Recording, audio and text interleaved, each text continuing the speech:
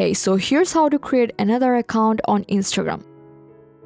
So first you have to open up your Instagram app and go to your profile. Now tap the hamburger menu in the top right corner, then scroll down and select add account. Now from here, choose create new account. Now the first step is create a username. So you have to enter a unique username for your new account, then tap next.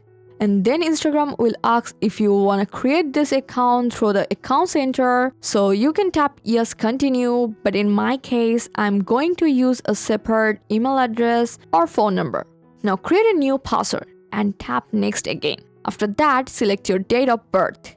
Now you have to choose how you want to sign up, mobile number or email. I will select sign up with email. Now enter an email address that you're using right now. And now go for next again, and Instagram will send a verification code to your email.